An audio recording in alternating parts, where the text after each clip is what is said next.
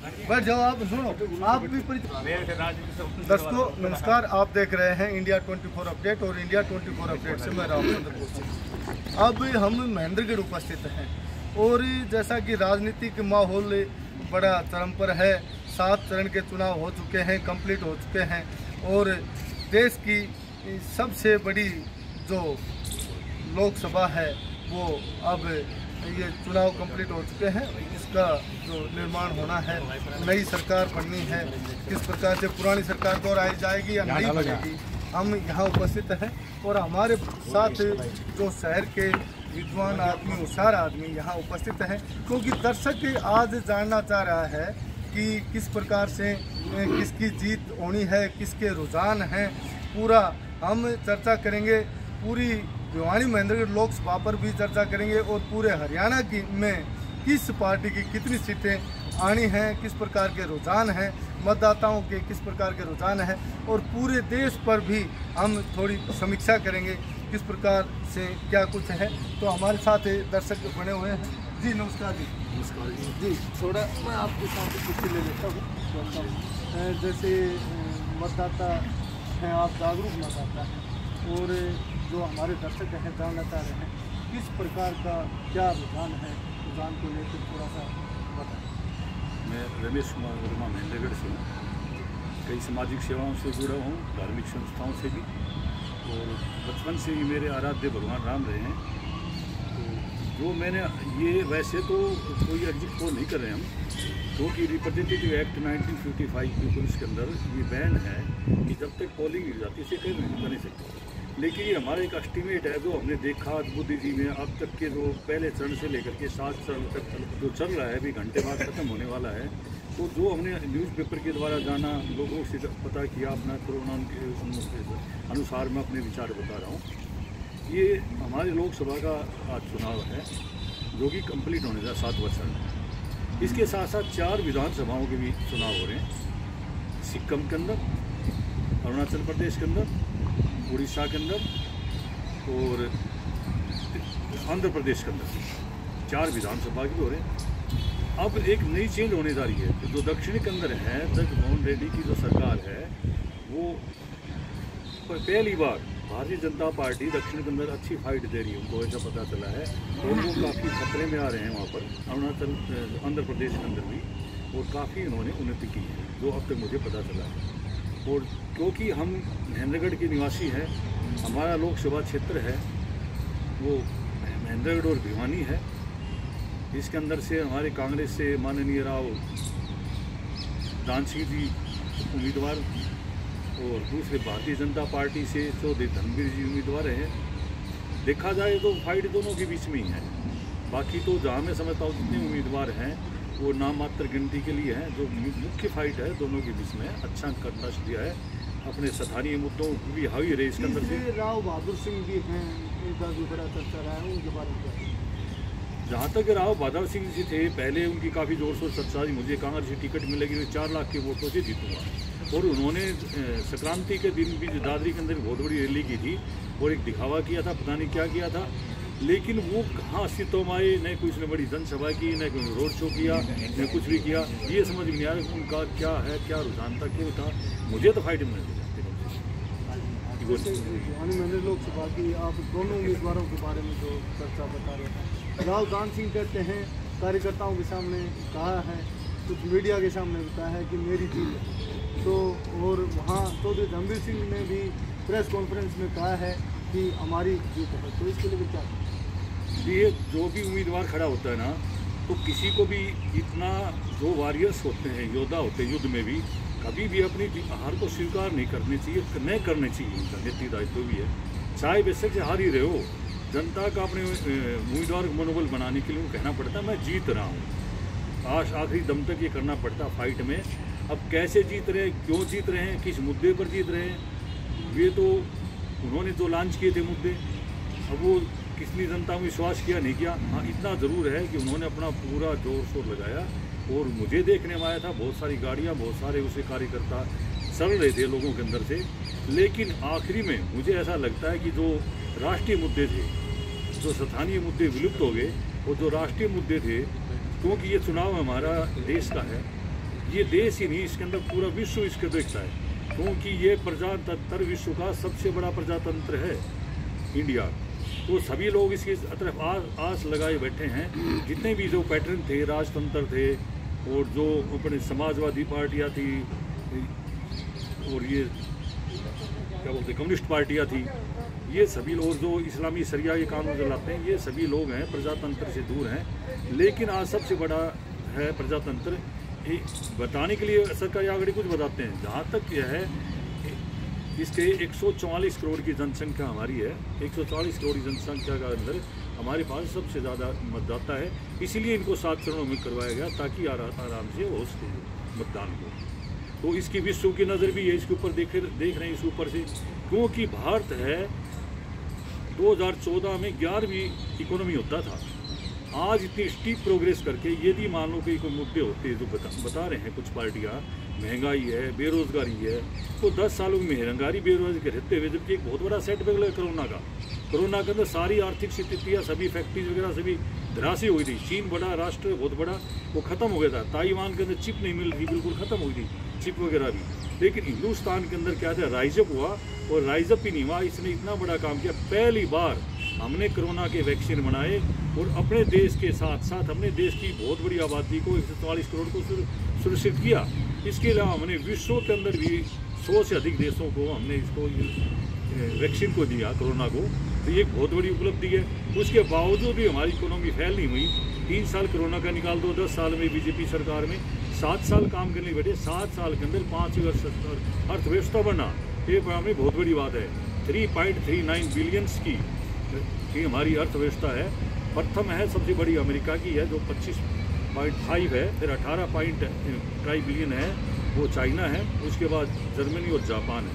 हम जापान से कम्पीट करें। तो ये सब अर्थव्यवस्था के चेंज होता है। तो सब कब होता है, जब लोग सभी उन्नति करते हैं, हमारे उद्योग धंधे भी ठीक होते हैं, हमारा GDP के अंदर प्रोग्रेस होती है, कृषि आय के अंदर इनकम होती है, हमारे कंपनी फैक्ट्री में होती है, और पर कैपिटल इनकम जो हमारे सर्विस इंडस्ट्री के अंदर भी उन्नति करते हैं, तब जा कर के ना पूरा देश उन्नति करता है। और ये आम लोगों की बात समझ में नहीं आती।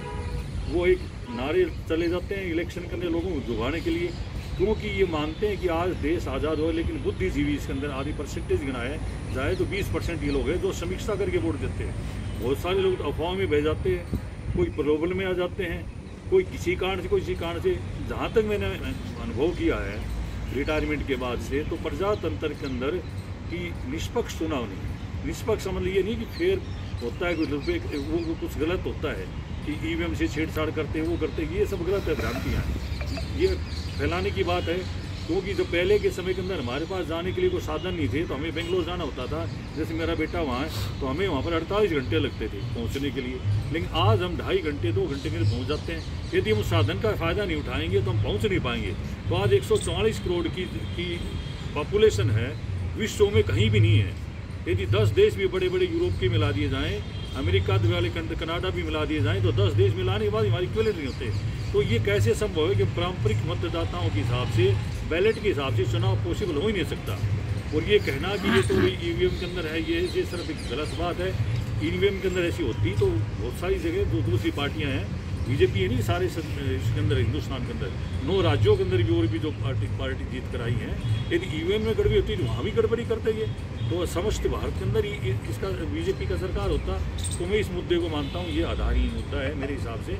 तो जहाँ तक बात अभी मैंने थोड़ी देर पहले कहा था कि इसके अंदर से निष्पक्ष नहीं है। निष्पक्ष का क्या होता है कि आम लोग जो शिक्षा नहीं है, ज्ञान नहीं है, वो क्या होते हैं, रूमर्स में बह जाते हैं। रातों रात अचानक किसी बात को फोड़ दिया, ये हो गया जी, उसने ये कर दिया, उसने ये कर दिया। तो ये चीज़ बड़ी घातक होती है। ये खास करके स्थानीय मुद्दों पर जो बात है, जब जहाँ राष्ट्र हित की आती है, जब हमारे देश धर्म की बात आती है, जब हमें डेमोक्रेटिक पैटर्न को मेंटेन करना होता है, तो उस समय इस तरह की अफवाहें बड़ी खतरनाक होती हैं। ये अपने नहीं बल्कि विश्व के लिए भी एक खतरनाक ये अफवाहें हैं, इसको फैलाना। एक ही मुख्य बात में जैसे बुढ़ाने महेंद्र लोकसभा की जो आप किसको अपने नज़रिए से जीत मानते हैं, कितने वोट? देखिए, जब हमारे माननीय प्रधानमंत्री मोदी जी 23 तारीख को यहाँ आए थे, उससे पहले कंटेस्ट काफ़ी टफ लग रहा था कि कहाँ पर ना झुके, इधर या उधर। कैसे भी हो, किस तरह भी हो, राव दान सिंह ने अच्छी फाइट दी है। हालांकि मैं उनका अलग मेरे विचार हैं, कहीं वर्ड में डिस्क्लोज नहीं हुई क्या दिया है, लेकिन उन्होंने अपने एक अच्छे मुद्दे उठाने कामयाब हुए। और वो कामयाब क्यों हुए? क्योंकि जो हमारे सांसद उम्मीदवार थे वो किसी रूप में किसी हिसाब से कॉन्स्टिट्यूंसी से जुड़ नहीं पाए लोगों से, तो ये मुद्दा भी था लोगों के साथ में। तो स्थानीय मुद्दे और उनकी कुछ एक दूरियाँ, और जो बीजेपी पार्टी ने जो विकास कार्य किए हैं इतने ज़बरदस्त, उनको शायद हम जन जन तक पहुँचाने में असफल रहे। तो उसको पहुँचाना चाहिए था, जो भी हम विकास कार्य किए है, तो इस वजह से था। लेकिन जैसे ही असफल के कारण ये मानता हूँ कि आखिरी के अंदर हमने देखा कि पैसे का बड़ा लेन देन होता है, इसमें कोई संदेह नहीं है, चाहे कुछ करो नहीं करो। आज क्या है कि भीड़ जुटाई जाती है।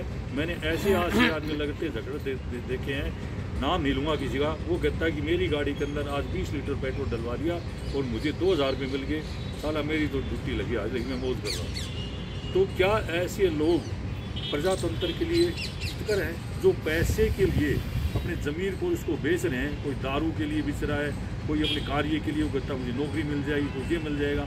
अपने निजी स्वार्थ को छोड़कर जब बात देश हित की आती है, हमें विकास को देख करके, हमारा देश का विकास असंभव है, सबका साथ सबका विकास लेकर चलें, 36 बिरादरी को साथ लेकर चलते हैं, सभी धर्मों के अंदर होती है, कहीं भी नहीं है। और सबसे बड़ी विशेषता यह है कि हमारा जो धर्म है, सनातन हिंदू धर्म है, ये बड़ा सहिष्णु है। किसी भी धर्म की आज तक निंदा नहीं की, हमने किसी धर्म को क्रिटिसाइज नहीं किया, लेकिन लोग हमारे को पता नहीं उल्टा सीधा बोलते हैं, तो बड़ा दुख होता है। कोई मलेरिया बोलता है, कोई डेंगू बोलता है, और दुख इस बात का है कि जो पार्टियां अपने स्वार्थ में इसी में इतनी अंधी हो चुकी है, कम से कम एक सच्चाई के लिए जो एक बहुत बड़े धर्म के हैं, उनको मतलब कि ये क्रिटिसाइज करने पर नहीं आ पाई। जब औरतों पर अत्याचार होता है तो वहाँ भी क्रिटिसाइज नहीं कर पाई। आज स्वाति मालीवाल जी जाके पहलवान जब वहाँ पर इकट्ठे हुए थे किसी मुद्दे को लेकर के ना, जंतर मंतर पर, उनके लिए बड़ी जोर गला फाड़ के चिल्ला रही थी। आज वो पहलवान बहनें भी उसके पक्ष में नहीं आई। वहाँ हो रहा है संदेश खाली के अंदर हुआ था बहुत बड़ा मुद्दा, जब नहीं आया। कन्हैया का अत्याचार हुआ तब नहीं हुआ। अरुणाचल प्रदेश वाली की बात बोले कि बैठ जाते, वहाँ क्यों हो रहा है, ये सबको पता है। वहाँ पर एक रेशियल प्रॉब्लम्स है। क्या ये मुद्दे सरकार को कोई फ़ायदा देंगे? बीजेपी सरकार की जैसे ये 400 पार का नारा भी लगा है, तो इसको लेकर क्या कहेंगे? सरकार की 400 पार की कोई बात बनेगी या सरकार दोबारा बढ़ा पाएंगे बीजेपी या नहीं? देखिए, 400 पार का नारा दिया है, वो देश हित में मानता हूँ मैं, देश को अच्छा है। क्योंकि पीछे किसी सरकारों ने जब थी नहीं, और जब विपक्ष होता नहीं था, 1947 से लेकर के 1977 तक विपक्ष नाम की कोई चीज़ नहीं थी। अपना आप मन मर्जी से कानून पास किया और बिल बन गया, हमें पता नहीं चला। थोड़े शब्दों में, क्योंकि लंबा समय मैं कितने मतों से आप भिवानी मंडल लोकसभा से बीजेपी को उम्मीदवार दीजिए? हमारे चार विधानसभा हमारे यहाँ महेंद्रगढ़ में है, सभी से लीड कर रहे हैं बीजेपी के कैंडिडेट चौधरी धर्मवीर सिंह जी। और भिवानी से भी जो मुझे सुनने में कितनी लगभग ये मान लीजिए कि 12 से 15 हज़ार रुपये प्रत्येक विधानसभा से जीते, 12 से 15 हज़ार बीच के मत डिफरेंस। तो इस तरह मान के 48 से 50 हज़ार रुपये लीड महेंद्रगढ़ से लीड है। और उम्मीद है कि वहाँ से भी हमें 30-40 हज़ार क्षमा करना कि मतों से हमारे वहाँ लीड है। तो मैं मानता हूँ कि 70 हज़ार से 1 लाख के बीच के अंदर थे। और ये बीजेपी के कैंडिडेट चौधरी धर्मवीर सिंह जी विजय देंगे, ये मेरा कौन से विधानसभा से कमजोर और क्यों? सुनने में आया है कि लोहारू विधानसभा से कुछ कमजोर हैं, वहाँ से भावना कम है। दादरी से भी इतना नहीं है, जबकि उनका होम टाउन है वहाँ पर भी, लेकिन भिवानी से ठीक कर रहे हैं। तो शाम से बाढ़ से बड़ा नुकसान दिखाई दे रहा है। बाढ़ से सुनने में आया था, बिल्कुल सही करें आप, लेकिन बाढ़ से रिकवर कर लिया उन्होंने। क्योंकि जैसे हमारे यशस्वी प्रधानमंत्री जी आए थे तो उन्होंने बात कही थी बड़ी अच्छी विपक्ष का होते हुए कि चौधरी बंसी लाल जी विकास पुरुष थे और उन्होंने हरियाणा का बड़ा विकास करवाया। जो भी विकास करवाता है वो हमारे लिए बड़ा आदरणीय सम्मानित है। तो ये इनको पता था कि जबकि ये कांग्रेस के हैं आज उनके, परिवार, उसके बावजूद उन्होंने किया। तो इसे करने से लोगों के दिमाग में विचार गया, जो खास जाट कम्युनिटी के अंदर, कि भाई ये आदमी तो सच्चा है, बात तो सही कहता है। तो उससे वो जो डैमेज कंट्रोल कर गए 23 तारीख को, क्योंकि उस दिन चुनाव प्रचार बंद होना था, वो ठीक चुनाव प्रचार से 1 घंटा 2 घंटा पहले उनकी रैली समाप्त हो चुकी थी। उनके आने से बहुत बड़ा अच्छा पोजिशन गई है। तो वहाँ से था कम मेरे हिसाब से। पूरे हरियाणा में कितनी सीटें मानते हैं बीजेपी की, कितनी कांग्रेस? देखिए, पहले अनुमान था कि चल रहा था कि 6-4 का, फिर 7-3 का चला, 8-2 का आज भी चला हुआ है, 8-2 का है। लेकिन क्या था कि ज़्यादा तो नहीं, मेरे भी मन में आया कि जब सबसे हॉट सीट है दीपेंद्र हुड्डा की है और मुझे रोहतक जाना चाहिए, अनायास विचार आया। तो मैं किसी एक 1-2 साथियों को लेकर के हम वहाँ गए, तो लोगों से बात की, स्थानीय लोगों से, सब लोगों बात की, मुद्दों पर बात की। तो उससे कुछ नाराज़ आ रहे थे, कुछ तो OPS के ऊपर, जो पुरानी पेंशन स्कीम के ऊपर कुछ शिक्षक और वो नाराज़ थे, कुछ लोग स्थानीय मुद्दे पर, कुछ जातिवादी के हिसाब से भी उसके ऊपर मुद्दा चला हुआ था उसको। लेकिन अब धीरे धीरे जैसे इलेक्शन आया, तो हम गए थे वहाँ पर 4 दिन पहले चुनाव से। लेकिन बाद में मैं उनके कांटेक्ट में रहा, तो मैंने उनसे बात किया। एक मोखरा गांव है बहुत बड़ा, वहाँ के एडवोकेट है, उनका नाम नहीं लूँगा मैं यहाँ पर मीट के अंदर, वो मेरे मित्र है, गुड़गांव में प्रैक्टिस करते हैं। मैंने पूछा कि एडवोकेट साहब बताइए आपके काम का क्या है? अरे भाई, तुम भी गए थे वहाँ पर, ये कैसे क्या प्रश्न छोड़ कर आए, क्या प्रश्न पूछे थे? हमारा गाँव ही चेंज हो गया मोखरा, जबकि बहुत बड़ा गाँव है मोखरा, उसी वहाँ का होता। तो आप क्या मानते हैं रोहतक लोकसभा? फिर वापसी के अंदर मुझे किसी काम से कंडोलेंस के लिए जाना हुआ था, यहाँ पर कोसली के अंदर गया, दौलताबाद, गुड़गांव गया था अभी 3 दिन पहले संडे को ही। तो वहाँ से वापसी के अंदर हम कोसली के अंदर आए, वहाँ बैठा तो वहाँ एक मुद्दा बन गया। कहता है कि ये पुल बनाया था, ये हुड्डा साहब के रिश्तेदार ने आज पुल बैठा, 2 साल से बैठा, वो सारा खत्म कर दिया इन्होंने। नहीं, आप क्या मानते हैं ओवरऑल लोकसभा का क्या स्थिति रहेगी? हाँ, स्थिति ऐसा लगता है मुझे, तो देखो मेरा अनुमान है, मैं तो 10 ही 10 मान 10 सीट आप बीजेपी की मानते जी। जी, हमारे साथ कुछ दर्शक और भी बने हुए हैं। दर्शक नहीं है भाई आपके? हाँ हो दर्शक, मैं थोड़ा सा बोलने में थोड़ा चूक हो गया। बड़े यहाँ पर जी, थोड़ा आप भी बताएं जी, क्या कहना चाहेंगे? जैसे महेंद्र लोकसभा जी। मेरे हिसाब से तो महेंद्र में दान सिंह और धर्मवीर जी की फाइट है। इनमें जो हार जीत होगी 30-40 हज़ार की बिक्री, तो कंफर्म नहीं है आपके साथ जीत? कन्फर्म नहीं। तो ये कुछ इनको कुछ कम ध्यान है, तो हम आगे बात करते हैं, थोड़ा सा हम फेरबदल करेंगे। कैलाश जी हैं, मास्टर जी हैं और बड़े विद्वान हैं, रिटायरमेंट हो चुके हैं और राजनीति का इनको विशेष ध्यान है और पूरा राजनीतिक जो चुनाव है इन्होंने देखा भी है। तो क्या कहना है जी? नमस्कार जी। आपका बहुत बहुत आभार है जी। आज अपनी 18वीं लोकसभा का अंतिम चरण के चुनाव में कोई 5-6 मिनट बाकी और बड़ा हर्ष का पर्व था ये, जो पूरे भारत के लोगों ने इस पर्व को मनाया।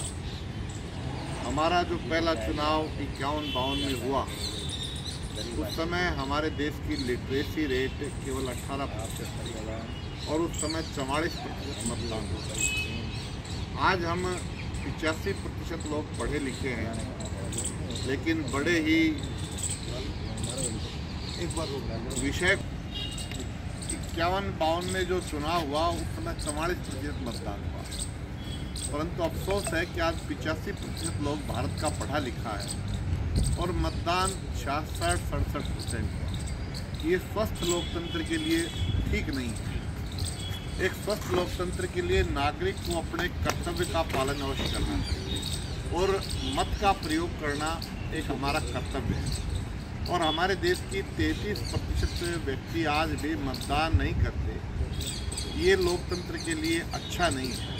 इसके लिए एक बहुत बड़ी जागरूकता का अभियान हमने भी यहाँ चलाया, देश में भी चला, चुनाव आयोग ने भी चलाया, बुद्धिजीवी वर्ग ने भी चलाया, लेकिन हम उसमें सफल नहीं हो सके।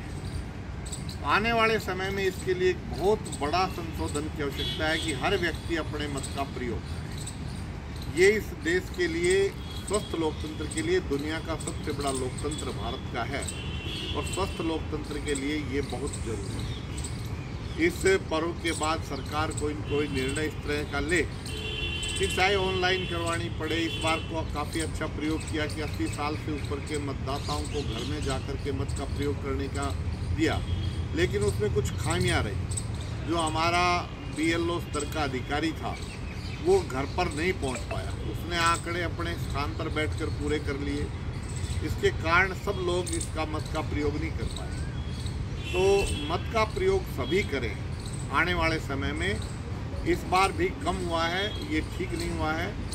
और जहाँ तक इस विषय पर थोड़ा विस्तार से फिर चर्चा करेंगे। आज का जो मुद्दा है, मेन दर्शक जानना चाहते हैं कि भिवानी मैंने लोकसभा की क्या स्थिति है, हरियाणा की क्या स्थिति है, देश की क्या स्थिति है, आप क्या आकलन करें? देश में कोई अतिशयोक्ति नहीं है कि पुनः श्रीमान नरेंद्र भाई मोदी देश के प्रधानमंत्री बनने जा रहे हैं। जो उन्होंने कार्य किए पिछले 10 साल बनाम 70 साल का एक विषय रहा, पूरे देश में था ये विषय कि 10 साल में क्या हुआ।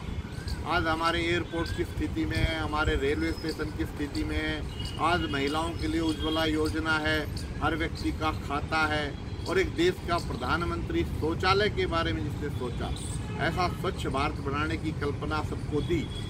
धारा 370 हटाना, जहाँ सैनिक का आज हम देखते थे जम्मू कश्मीर में सैनिकों पर पत्थर फेंके जाते हैं, उस लाल चौक के ऊपर किस प्रकार से तिरंगा झंडा लहराता है। और सबसे बड़ा राम मंदिर का जो निर्माण हुआ, उससे पूरे भारत के अंदर एक नया जोश पैदा हुआ कि 500 वर्ष पहले जिस मंदिर को बाबर के एक सेनापति मीर बाकी ने नष्ट कर दिया था और हम मंदिर नहीं बढ़ा पा रहे थे, वो मंदिर इस 10 साल में भारतीय जनता पार्टी की सरकार ने बनाया।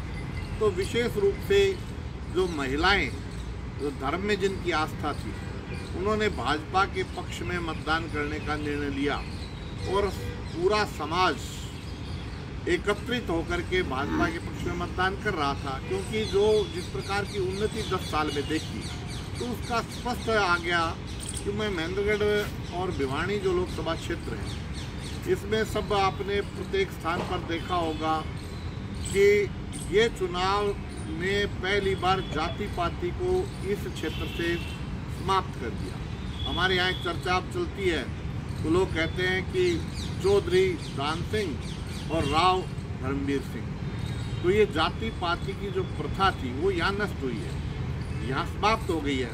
जाति पाति से ऊपर उठ के लोगों ने देश हित में मतदान किया और सांसद का जो कार्य था वो उसका इस क्षेत्र में भी, भिवानी में भी, दादरी में भी, तीनों जिलों में उनकी प्रत्येक व्यक्ति के साथ संपर्क जो रहा। और फिर भाजपा का जो एक कैडर था, उस कैडर ने जो काम किया नीचे से ऊपर तक, कुछ लोगों की हो सकता है नाराजगियाँ व्यक्तिगत रही होंगी, लेकिन श्रीमान नरेंद्र जी भाई मोदी जी के आने के बाद सभी ने एकजुट होकर के राष्ट्र हित में जो मतदान करने का संकल्प लिया, उससे स्पष्ट हो गया कि ये सीट भारतीय जनता पार्टी के राव धर्मवीर सिंह जी जीत करके जा रहे हैं। राव धर्मवीर सिंह जी आप बता रहे हैं जीत कर जा रहे हैं, लेकिन जगह जगह सुना गया है हम केवल वोट नरेंद्र मोदी को दे रहे हैं। तो चौधरी धर्मवीर सिंह, आप राव जो धर्मवीर सिंह कर रहे हैं, चौधरी धर्मवीर सिंह की इस प्रकार से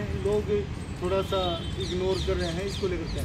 बिल्कुल 100% मतदान श्रीमान नरेंद्र भाई मोदी के नाम पर हुआ है। यह पूरे देश में ही एक माहौल था कि एक व्यक्ति कितना अपना समर्पण इस देश के प्रति करता है, उसके कारण सामान्य जन की भावनाएं उनके साथ जुड़ गई। व्यक्ति एक तरफ नरेंद्र मोदी थे जो पूरे चुनाव को कैंपेन को चला रहे थे, एक तरफ सारा विपक्ष था, वो मिलकर भी उनका मुकाबला नहीं कर पा रहा था। एक व्यक्ति 18 घंटे 19 घंटे राष्ट्र का चिंतन करते हुए ये मेरे देश किस प्रकार परम वैभव पर जाए, उसका चिंतन करते हुए जब चल रहा था, तो उसके कारण समस्त राष्ट्र का जो नागरिक है उसकी भावनाएं उनके साथ बढ़ी कि मुझे इनके साथ रहना चाहिए और इस देश के हित में हमें मतदान करना चाहिए। आज देश कुछ लोग ने दिया विषय कि अनुसूचित जाति के लोगों के काम नहीं हो रहे। 12 मंत्री इस कैबिनेट में, उनकी कैबिनेट में अनुसूचित जाति के रहे। इसी प्रकार आप देखेंगे कि जो अंबेडकर जी के जहाँ उन्होंने 5 स्थान जहाँ रहे उनको पंचतीर्थ का नाम मोदी जी ने दिया। पंचतीर्थ जहाँ वो दिल्ली में चाहे पढ़े, दिल्ली में वो संविधान बनाया, लंदन में पढ़े, उन सबको मऊ में जहाँ उनका जन्म हुआ, तो यहाँ पर संत रविदास जी की बड़ी मूर्ति बनवाई। अपने यहाँ 757 कॉलेज देश में पिछले 10 साल में खुले। तो कितने किस प्रकार की उन्नति हुई है।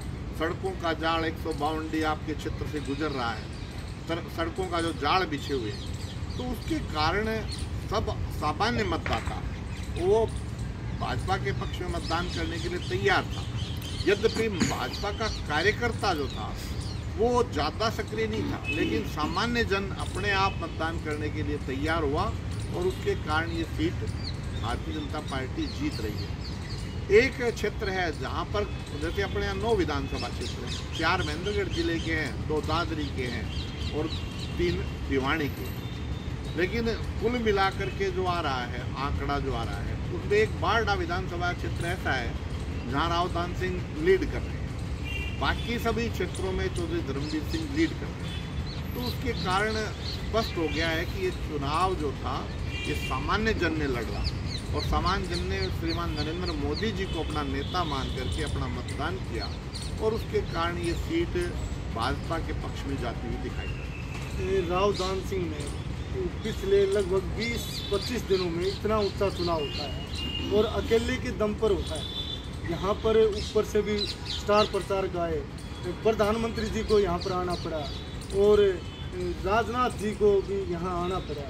तो अकेले राव दान सिंह जो ऊपर जो सभी को पता है कि कांग्रेस सरकार 200 सीटों पर भी चुनाव लड़ रही है और फिर भी राव दान सिंह इतने फाइट में है, कहीं कहीं मजबूती तो है।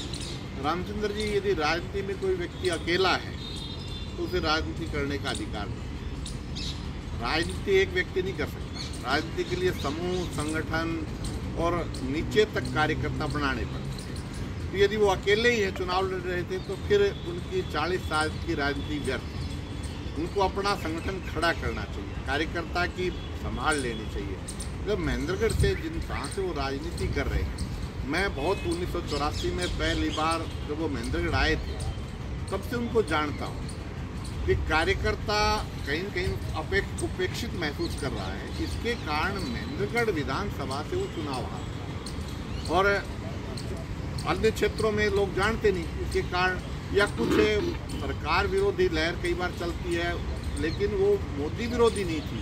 सांसद के प्रति कुछ लोगों की नाराजगी थी और नाराजगी भी क्या थी कि वो कहीं न कहीं अपने आप को विशेष शो करने के लिए कि हम व्यक्ति विशेष हैं, इसके कारण विरोध कर रहे थे। जब उनको विषय जाता था कि इस तरह का काम देश में हो रहा है तो फिर वो सब समय के साथ सब अनुकूल होते चले गए, सब ने मतदान अच्छा किया है।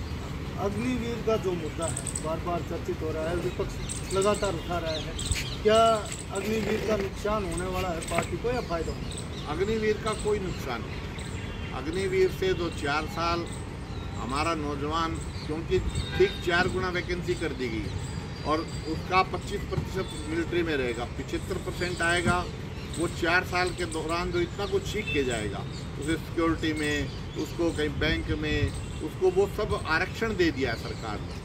10% सीट अग्निवीरों के लिए आरक्षित कर दी है, तो पुलिस में जाएगा, वहाँ से एक अनुशासन सीखता है। हमारी सेना का दूसरा नाम अनुशासन है। 4 साल के अंदर, क्योंकि आप कई देशों में इस प्रकार के प्रशिक्षण अनिवार्य होते हैं कि व्यक्ति को पढ़ते हुए, जैसे इजराइल है, वहाँ पढ़ते हुए पैसा प्रशिक्षण दिया जाता है कि ताकि समय पड़ने पर वो अपने देश की रक्षा के लिए खड़ा हो।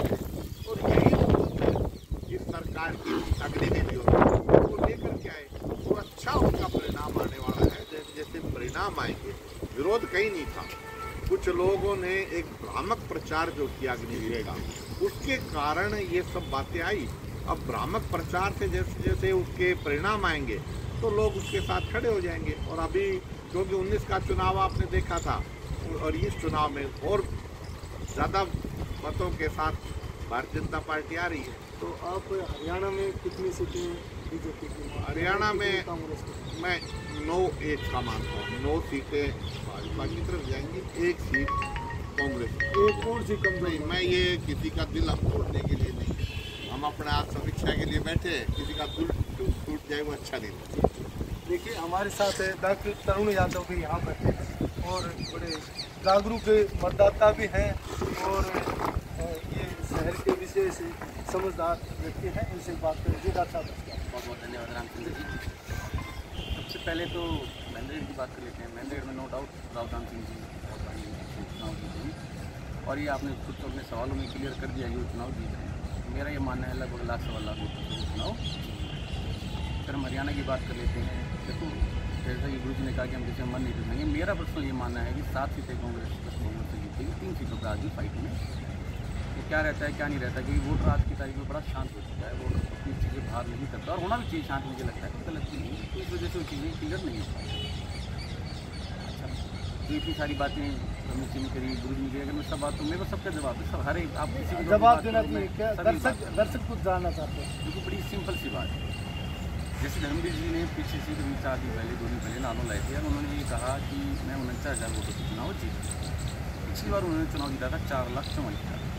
जैसा कि गुरु जी ने कहा कि यहाँ जाति कोई असर नहीं है, लोगों ने इस बार जाति ना अधिकतर वोट दी, तो मैं आपको स्पष्ट कर दूँ इस बार में 2014 में भी और 19 में भी बिना जाति को देखे लोगों ने चौधरी धर्मवीर सिंह को पूर्ण बहुमत किया।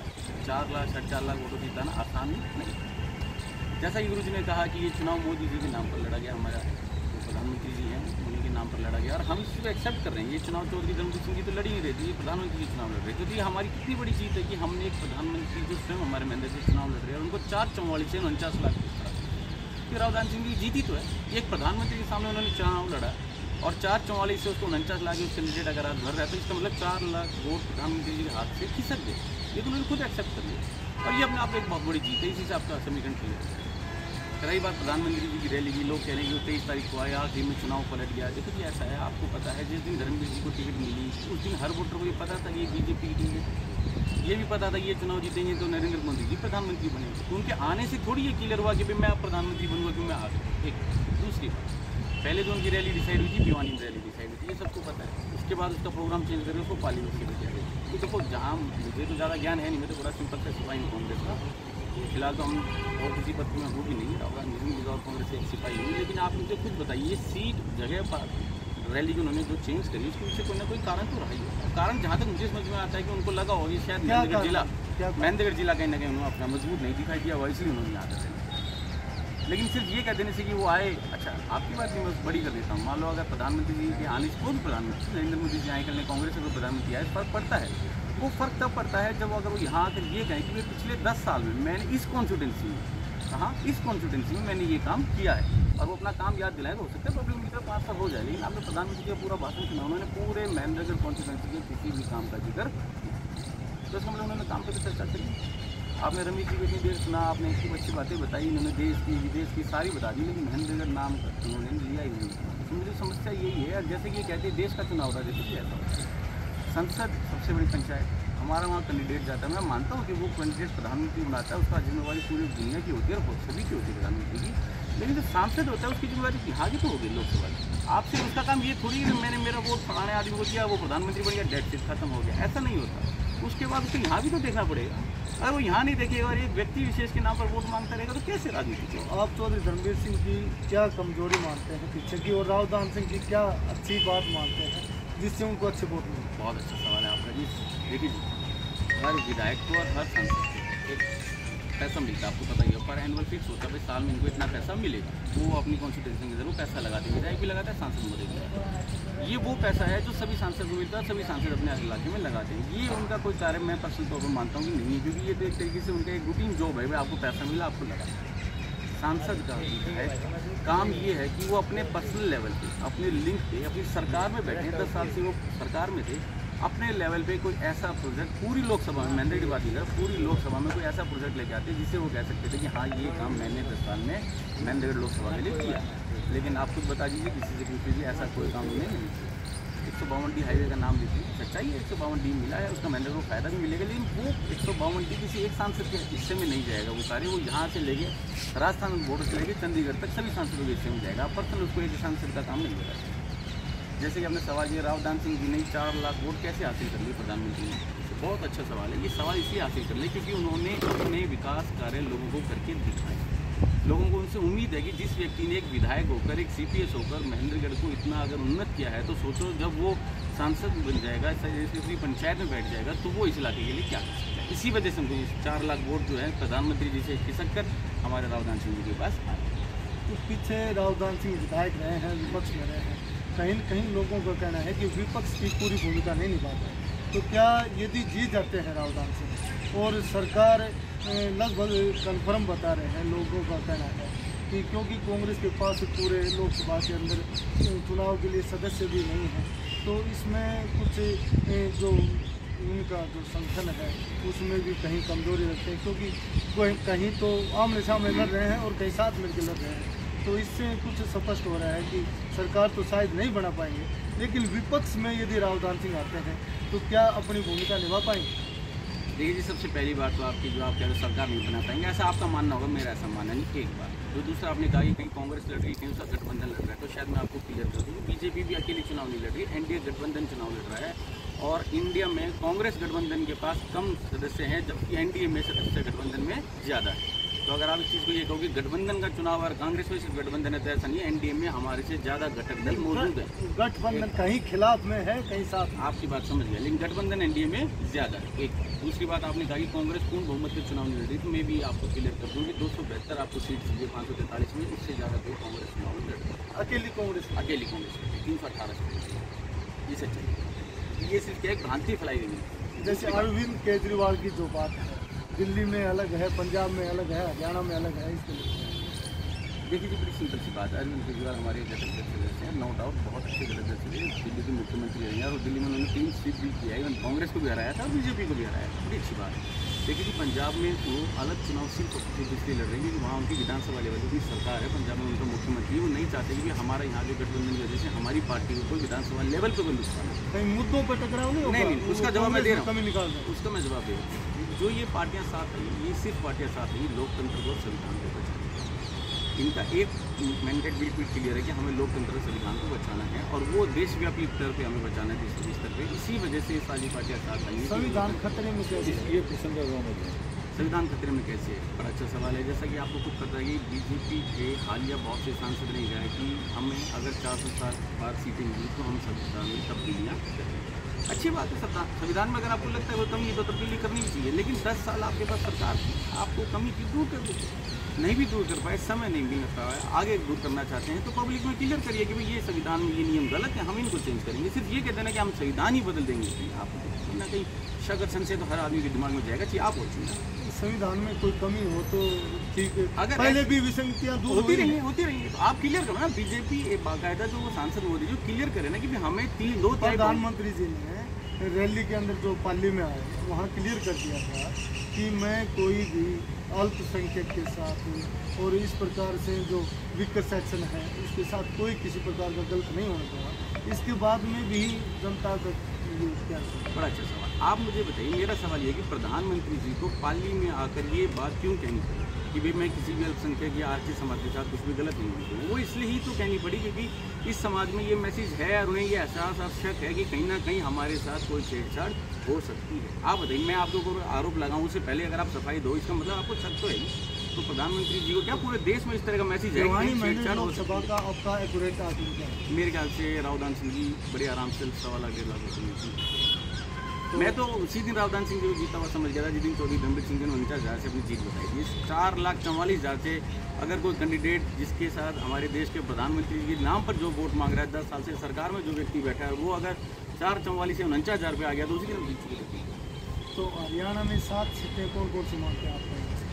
फाइट वाली टीम बता देता हूँ, कम संख्या रहेगी, 7 ज़्यादा बतानी पड़ेगी। फाइट हमारी गुरुग्राम में फाइट, हमारी मनोहर लाल खट्टर जी करना की सीट है हमारी, उसमें फाइट है। एक हमारी हिसार सीट है। ऐसा मेरा पर्सनल मानना है, कांग्रेस पार्टी में नहीं मानना है, मैं ना तो करवाता हूँ। मेरा पर्सनल मानना है 3 सीटों पर कांग्रेस और भाजपा में अच्छी फाइट, बाकी 7 सीटें हम बड़ी आराम से जीतेंगे। तो अगली विधानसभा का क्या रुख है?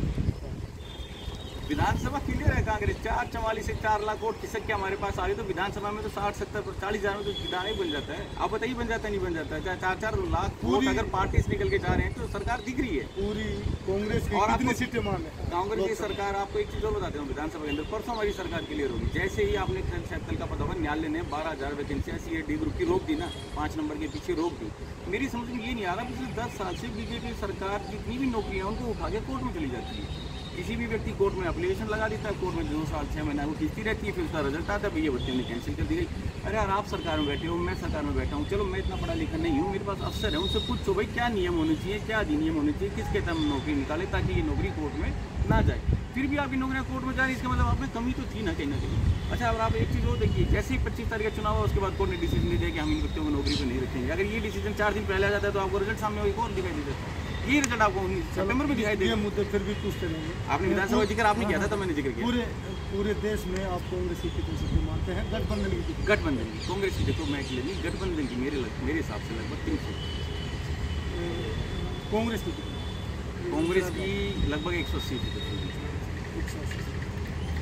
देखिए हम बाद में मिलेंगे 4 तारीख के नतीजे। बिल्कुल, मैं तो जो इन्होंने मुद्दे बताए हैं देशव्यापी, ये जैसे एक गुरुजी ने एक मुद्दा, मैं थोड़ा सा, मैं खुद हिंदू हूँ लेकिन मैं मुद्दा से नहीं हूँ, राम मंदिर के बारे में गुरुजी ने बड़ी अच्छी बात कही कि भाजपा ने बनवाया। देखो जी मैं आपको क्लियर कर दूँ, आप भी समझदार हो और बुद्ध व्यक्ति हो, पत्रकार चौथा स्तंभ होता है। न्यायालय से फैसला हुआ, न्यायालय किसी सरकार का नहीं होता, किसी प्रधानमंत्री का नहीं होता। न्यायालय में केस भाजपा सरकार में रजिस्टर्ड नहीं हुआ, वो केस 15-20 साल पहले रजिस्टर्ड हुआ था। ऐसा नहीं कि 2014 के बाद तो वो केस चालू हुआ, 2014 के बाद ही वो केस खत्म हो गया, ऐसा नहीं हुआ था। पहले से केस चल रहा था, न्यायालय में है, न्यायालय उच्चतम न्यायालय, उच्च न्यायालय, सुप्रीम कोर्ट जाके वो फैसला हुआ। वो फैसला, हाँ ये अच्छा ही है कि भाई 2014 के बाद इनके हक में, इनकी नहीं मतलब इनकी सरकार आने के बाद वो फैसला हो गया, तो न्यायालय ने फैसला किया था, किसी भाजपा सरकार ने फैसला नहीं किया। मंदिर का निर्माण आम जनता ने कराया है, आम जनता ने चंदा दिया है जब उस मंदिर का निर्माण हुआ है। इसका अगर श्रेय कोई पार्टी विशेष लेती है तो ये गलत बात है। दूसरी बात, पूरी बात नहीं, किसी भी पार्टी, जैसे मैं वार्ड मेंबर रह चुका हूँ, वार्ड नंबर 1 से पार्षद, मेरा काम लोगों की मूलभूत सुविधाएं जो है वो उनको उपलब्ध कराना, उनकी समस्याओं को दूर करना, ये मेरा सबसे पहला कर्तव्य है। धर्म राजनीति मेरा दूसरा कर्तव्य है। अगर हम उस कर्तव्य को पहले उठाकर उस पर वोट मांगते हैं तो ये 370 का बड़ा कमाल क्या है? बड़ी अच्छी सवाल किया। मेरे पास हर चीज़ का जवाब, मैं आपको 370 पे जवाब देता हूँ। 370 इसलिए हटाई गई थी कि उसके तहत कुछ जो छूट जो है उस राज्य को दी गई थी, ऐसा ही था, मोटा मोटा आप समझ लीजिए। पहली बात तो 370 नहीं हटी, 370 में अधिनियम भी हटाया था, जो सेकंड नंबर का अधिनियम, पूरी 370 नहीं हटी। दूसरी बात, 370 के बाद ये कहा गया था कि 370 के बाद हम उस राज्य के अंदर स्वतंत्र चुनाव कराएंगे, वहाँ एक स्वतंत्र सरकार बैठेगी, वो अपना कार्य निर्वहन करेगी। जबकि 2 साल होते हुए हैं लेकिन सरकार ने चुनाव वहाँ पे नहीं कराया। पूरे देश में लोकसभा चुनाव में लोकतंत्र पर्व चल रहा है, कुछ स्टेटों में विधानसभा चुनाव भी है, साथ में जम्मू में भी चुनाव हो सकते हैं। आप ये कहते हो, आप नहीं कहते, सरकार ये कहती है कि वहाँ बड़ी शांति है, लोग समझ गए, लोग मान गए, हमने आतंकवाद खत्म कर दिया, तो चुनाव करवाओ ना। जो लोकतंत्र की सबसे मजबूत रीढ़ है, चुनाव क्यों नहीं करवा रही? लाल चौक पर झंडा नहीं फहराया जाता था हिंदुस्तान का, आज तिरंगा लगातार फहराया जा रहा है, तो आप इसको नहीं मानते? बड़ी अच्छी बात। देखो जी, ऐसा तिरंगा मान सम्मान सभी करते हैं, लेकिन हमारा पहले नहीं होता। नहीं, मैं तो मान सम्मान तो सभी करते थे, मैं झंडा फहराने का भी आपको जवाब दे रहा हूँ। देखो जी, हमारी सरकार या हमारा देश लोकतंत्र पे चलता है, आपकी या मेरी या धर्म की किसी की भावनाओं से नहीं चलता। मेरा ये कहना है कि 370 हटने के बाद भाजपा ने ये वादा किया था हम वहाँ लोकतंत्र तरीके से सरकार चुनी जाएगी और वो अपना कर्तव्य निर्वहन करेंगे, लेकिन वहाँ किसने नहीं किया। दूसरी बात, वहाँ से जो कश्मीरी पंडित स्थापित किए गए थे, आप मुझे बता दीजिए कितने कश्मीरी पंडित को वहाँ पर वापस स्थापित किया, कोई रिकॉर्ड नहीं। तीसरी बात में एक मुद्दा मैं उठाऊंगा जो इनमें से किसी ने भी नहीं उठाया। आपको पता है, जैसे कि रमेश जी ने कह दिया भाई देश की जनसंख्या 144 करोड़, मैंने मान ली इनकी बात बड़ी घटी। किसी भी देश के कोई भी नियम कानून सुविधाएं उसकी जनसंख्या और जाति आधार पर किया जाता है। भाई इस देश में इतनी जनसंख्या है, इतनी महिला हैं, इतने पुरुष हैं, इतने बच्चे हैं जिनको ज़रूरत है, इसको नहीं है, उस आधार पर नियम बनते हैं। 2011-12 में हुई थी जनसंख्या, उसके बाद 2021-22 में दोबारा काउंटिंग होनी थी, लेकिन भाजपा सरकार ने काउंटिंग नहीं कराई। काउंटिंग नहीं कराने का ये असर पड़ा कि उसके आधार पर ही तो योजनाएं बनेगी। नीति आयोग क्या करे, उसी आधार पर योजनाएं बनाएगा, लेकिन काउंटिंग नहीं करी तो योजनाएं कैसे बनेगी? ये सबसे बड़ा ड्रॉबैक है। काउंटिंग करनी चाहिए, पता होना चाहिए देश में कितने महिला हैं, कितने पुरुष हैं, कितने ज़रूरतमंद है, किस भाई के पास गाड़ी है, किसके पास नौकरी है, किस पास नहीं है। आप काउंटिंग नहीं करोगे तो काम कैसे करोगे? ये काउंटिंग यहाँ नहीं, पूरे वर्ल्ड में होती है, हर देश के अंदर। आप क्या मानते हैं 1975 में तत्कालीन प्रधानमंत्री इंदिरा गांधी ने जो नसबंदी का काम किया, हिंदुओं के लिए हम तो हमारे थे, और उसके बाद में जब मुस्लिम के लिए 6,000 का जो एक बच्चा 10 बच्चे तक जो पैदा करता है 6,000 रुपये दिए जाते हैं। इसको लेकर क्या कहें, क्या हिंदुओं और मुसलमानों में वहाँ कोई गड़बड़ नहीं है? देखो ये सब आप ज़्यादा पीछे चले गए। 1975 की बात सच्चाई मुझे नसबंदी का पता है, नसबंदी का पता है मुझे। नज़दीक रहे हैं तो पीछे की सारी इतिहास का भी पता है। सच्चाई है। देखो जी, आज बेसिकली आपने बताया गया था कि हम इस लोकसभा चुनाव पर चर्चा करेंगे, मैं इतनी तैयारी करके आया था, लेकिन ये सच्चाई है, नसबंदी जो हुई थी इमरजेंसी के दौरान ये करी गई थी, ये बात मुझे पता है। लेकिन ये जो पैसे वाली आप बता रहे हो 6,000 वाली, ये मुझे नहीं पता। एक मोटी मोटी बात जो आप भी पढ़े लिखे व्यक्ति हो, मैं थोड़ा बहुत पढ़ा लिखा, मैंने एक वीडियो में देखा है, सुना है। देखो ऑन रिकॉर्ड की बातें तो कुछ अलग। देखो कागज में क्या है, वीडियो में क्या है, सारे फर्क आपको पता है। 10 साल से वीडियो चल रही है।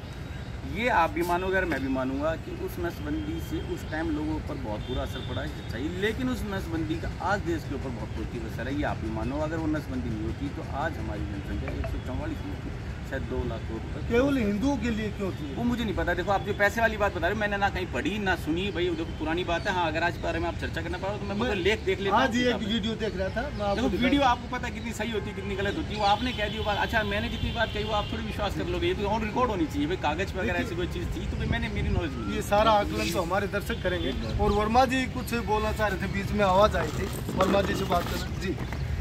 देखिए, मैंने अब पहले भी कहा था कि लोगों के अंदर अफवाह फैला करके ना और गुमराह करके आम भोली वाली जनता को नोट लिया जा रहा है। लाल पुस्तक लेके संविधान चलता है, संविधान खतरे में है, संविधान खतरे में। मेरी ये बात समझ नहीं आता, संविधान खतरे के अंदर क्यों है, क्या कर देंगे संविधान के साथ में मोदी जी।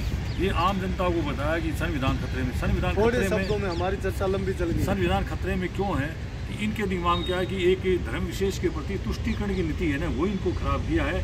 आज जो इनकी जो नीचे इनकी नुकसान होता था सीटों का, ये यही है कि इन्होंने बहुसंख्यक की भावनाओं को बहुत भारी ठेस पहुँचाई, कदम कदम पर इनका नुकसान किया।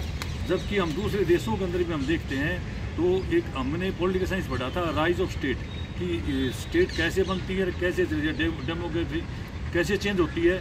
वो ये डॉक्टर साहब ने भी खुद माना है भाई, ठीक मुझे निपटा तैयारी उसी नहीं करके आया था।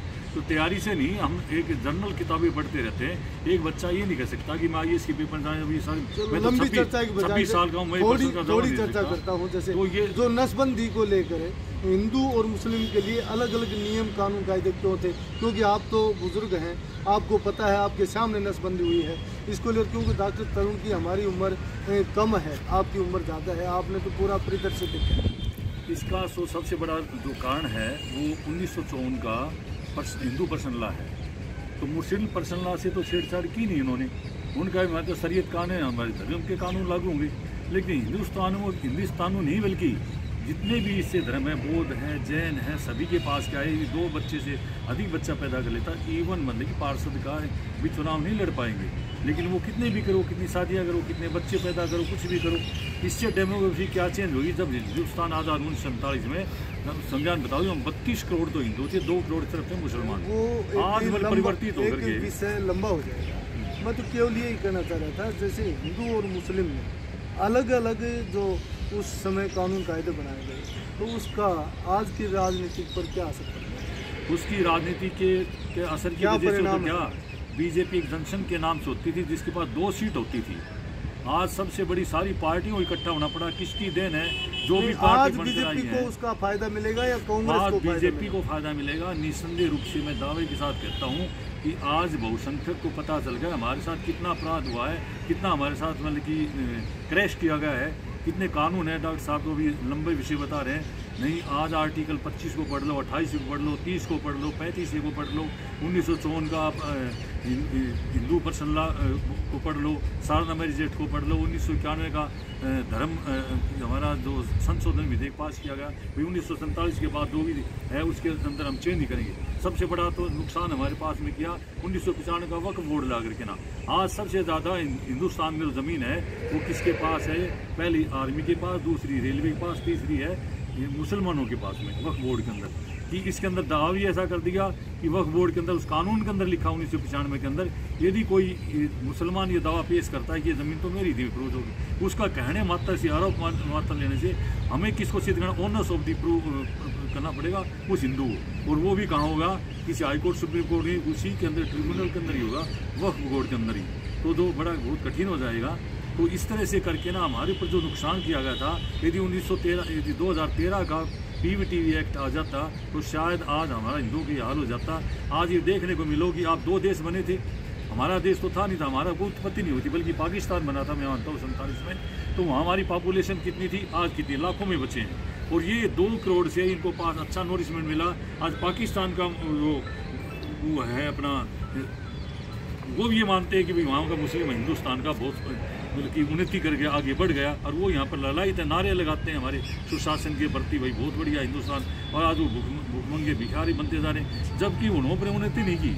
आज हमारे हिंदू, आज हमारे मुसलमान भाई हैं, वो हमारे क्या है देश के अंदर इनको सब कुछ मिला। और यहाँ तक भी कह दिया था इन्हीं के कांग्रेस सरकार ने, जो डॉक्टर मनमोहन सिंह कहते हैं बहुत बड़ा इकोनॉमिस्ट हूँ, कि किस आधार पर बोल दिया कि सबसे पहला संसाधन का अधिकार मुसलमान को है।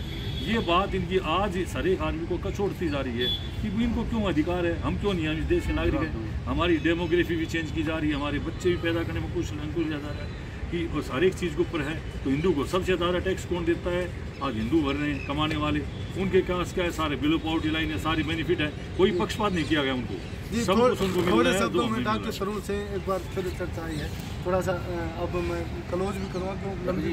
सबसे पहली बात तो इन्होंने हमारे प्रधानमंत्री डॉक्टर मनमोहन सिंह का नाम लिया, उन्होंने कभी मुस्लिम शब्द का प्रयोग नहीं किया। अगर ये कहीं दिखा दें कौन रिकॉर्ड नहीं, जो कांग्रेस पार्टी की तरफ से आया दूसरी बात है कि सभी संसाधनों पर बराबर वितरण किया जाएगा। एक बात, दूसरी बात, आप मुझे एक बड़ी मोटी मोटी सी बात बता दिया, 95 छोड़े, 95 छोड़िए। आप मुझे बताइए, अगर कांग्रेस गलतियां नहीं करती तो क्या भाजपा सरकार में आती? नहीं आती। गलती करी तो आप मानते हैं कांग्रेस की गलती है? भाई कहीं ना कहीं कोई कमी सरकार में किसी व्यक्ति ने करी होगी, तभी भाजपा की सरकार बनी। आप आज सरकार में आ गए, आपने 10 साल क्या काम किया, क्या नहीं काम किया, उसको लेकर पब्लिक के बीच में जाइए। 75 में क्या हुआ, 65 में क्या हुआ, 54 में क्या नियम चेंज हुआ, क्या नहीं हुआ। यार उन चीज़ों को अगर हम देश लेके बैठा रहेगा तो देश आगे कैसे बढ़ेगा? आपने 10 साल से पहले मोदी जी ने वादा किया था 2 स्मार्ट सिटी बनाएंगे, 100 स्मार्ट सिटी। कहाँ है वो स्मार्ट सिटी? हमें उसका जिक्र कीजिए। बुलेट ट्रेन चलाऊंगा, उसका कहाँ है वो बुलेट ट्रेन? यार आप जिक्र ही नहीं। अच्छा एक बात और बताइए, ये कह रहे हैं कि 2 बच्चे फलाना ढिमका पार्षद का चुनाव नहीं लड़ सकते, सही कह रहे हैं ये। अरे नरेंद्र मोदी 10 साल से प्रधानमंत्री थी, कह देते ना सांसद का चुनाव भी नहीं लड़ सकता कोई व्यक्ति से 2 से ज़्यादा बच्चे, करके दिखाओ यार, हम भी शामिल हो जाएंगे उसके अंदर। लेकिन करना कुछ नहीं, सिर्फ ये है कि उनने क्या किया। अरे उनने तो कर दिया, आप करो। जी वर्मा जी भी कुछ थोड़े शब्दों में ये कह रहे हैं कि भाई 10 साल में क्या किया, हमसे पूछते क्या किया, हम कहते 55 साल में आपने क्या किया। इनका नारा था सबसे पहले, मैं जब 1972 पढ़ा मैट्रिक के अंदर, गरीबी हटाओ। इंदिरा जी का नारा था, सबने क्या, गरीबी हटाओ, गरीबी हटाओ। वो गरीबी आज तक हटी क्यों? 55 साल किया। आज 7 साल वाले पूछते कि आपने क्या किया। 55 मेरी बात पूरी होने दो। 55 वर्ष के अंदर इन्होंने क्या किया, आज पूछते कि आपने क्या किया।